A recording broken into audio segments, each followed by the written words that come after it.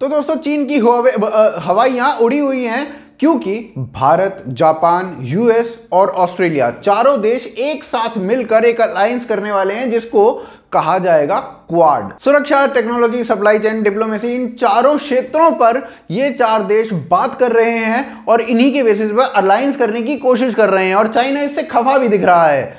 मगर ये जो कोशिश है ये इससे पहले ये देश 2007 में 2007 में भी कर चुके हैं, वो नाकाम रही थी। तो आइए जानते हैं इस वीडियो में कि इस क्वाड अलायंस से क्या मिल सकता है भारत को, क्या बेनिफिट्स हो सकते हैं और साथ ही साथ 2007 में ये क्यों फेल हो गई थी। आप हमारे साथ बने रहिए, देखते रहिए आज की ताजा खबर।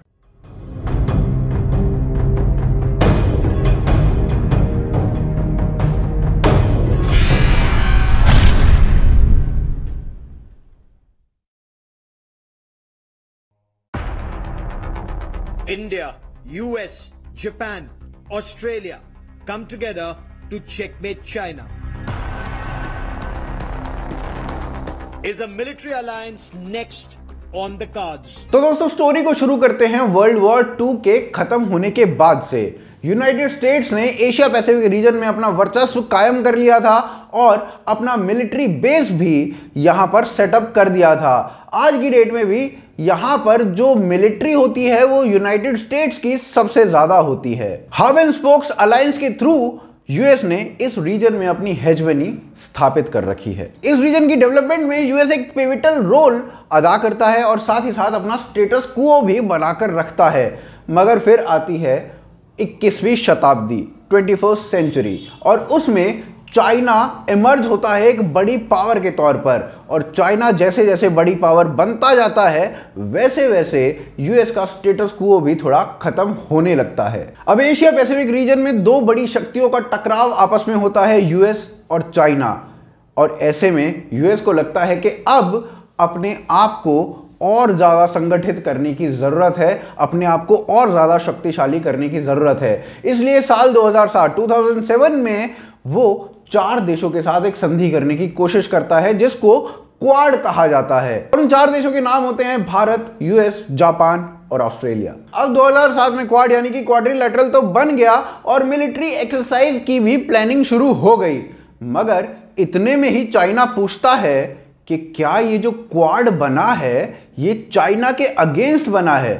तो ऐसे में साल 2007 में भारत में कांग्रेस की सरकार थी और वो लेफ्ट के साथ मिलकर सरकार चला रही थी। चाइना के ऐसा पूछते ही लेफ्ट से डरते हुए कांग्रेस अब्बा डब्बा जब्बा करती हुई नजर आई। अब भैया सरकार गिरने का डर किसे नहीं होता, तो लेफ्ट ने जैसे ही कहा कि तुम्हारी सरकार गिरा देंगे वैसे ही अब्बा डब्बा जब्बा शुरू हो गया था। वहीं दूसरी ओर ऑस्ट्रेलिया भी पतली गली से निकलता हुआ दिखाई दे रहा था और ये जो क्वाड्रिलैटरल अलायंस था ये बाइलैटरल अलायंस जैसा दिखाई पड़ रहा था। फिर 2007 के बाद 10 सालों तक ये मुद्दा ठंडे बस्ते में चला गया। साल 2017 में इस मुद्दे को फिर से हवा लगी और फिर से इसके ऊपर बातें होनी शुरू हो गई।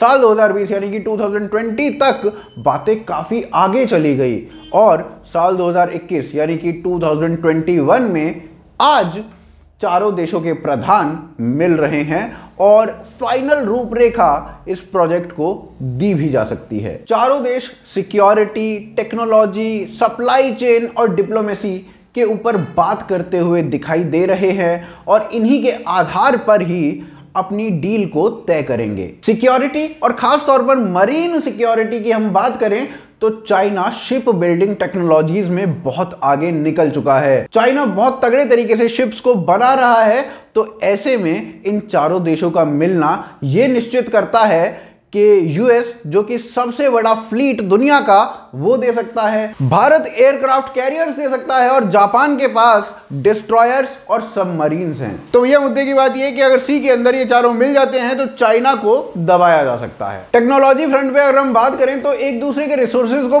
पूल किया जा सकता है और ऐसे साधनों का, हार्डवेयर्स का, सॉफ्टवेयर्स का यूज किया जा सकता है जहां पर चाइनीज उत्पाद ना लगे हों।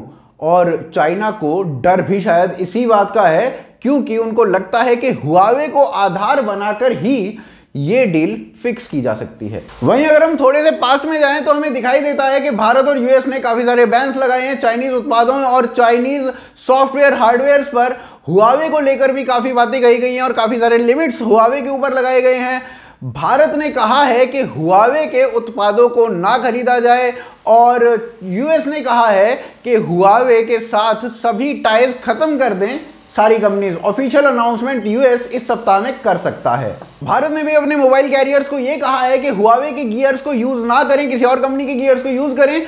और साथ ही साथ यह भी बात है कि वोडाफोन आइडिया और एयरटेल ये हुआवे के उपकरणों को यूज करते हैं और इसमें एयरटेल ने तो अभी हाल फिलहाल में ही 300 करोड़ की डील साइन की है हुआवे के साथ। डिप्लोमेसी फ्रंट पर अगर हम देखें तो इन चारों देश के मिलने से ये एशिया पैसिफिक रीजन के सबसे बड़ी पावर के तौर पर उभर सकते हैं और किसी भी बड़ी पावर के साथ कोई भी देश काम करना चाहता है तो डिप्लोमेसी फ्रंट पर सभी देश चाहेंगे कि वो क्वाड नेशंस के साथ काम करें। मगर ये सब ऐसा क्या ऐसा ही हो जाए ये जरूरी नहीं है, क्योंकि साल 2007 में भी इस तरीके की कोशिश की गई थी और वो नाकामयाब रही थी।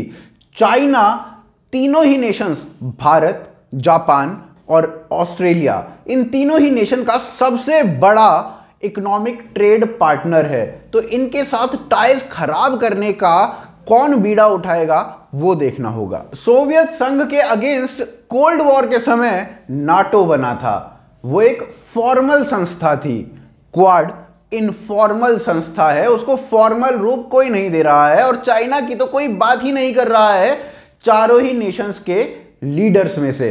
तो ऐसे में क्वाड को कितना सीरियसली लेना चाहिए या क्वाड कितना सीरियसली अपने आप को लेगा वो भी देखना होगा। वहीं दूसरी ओर चीन भी ये जानता है कि क्वाड अगर अस्तित्व में आया तो चाइना के लिए काफी मुश्किल हो सकती है और अगर चाइना किसी भी देश के साथ सीमा पर लड़ाई कर देता है या फिर मिलिट्री एक्सरसाइज कर देता है तो ये क्वाड बनेगा ही बनेगा।